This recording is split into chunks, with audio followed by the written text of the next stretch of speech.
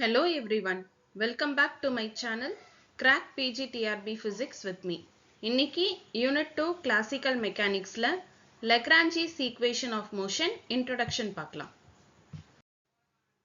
Lagrange's Equation of Motion நம்ம otherwise என்ன சொல்லலாம்னா Euler-Lagrangian Equation அப்படின்னு சொல்லலாம். So for conservative systemக்கு general equation d by dt of dou L by dou Qj dot minus dou L by dou Qj equal to 0.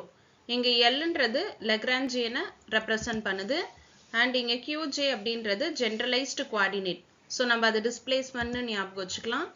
And Qj dot அப்படின்னா generalized velocity. இதுவே double dot இருந்துச்சுன்னா அது acceleration.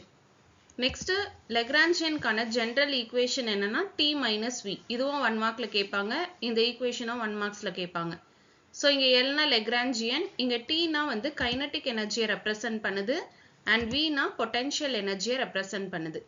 So generally நம்ம Lagrangian எப்படி express பண்ணலாம்னா L of Qj, Qj dot, t. இதுவும் ஒரு 1 mark question தான் and இது வந்து ஒரு second order partial differential equation. இதுவும் ஒரு 1 mark question தான். Thank you for watching this video.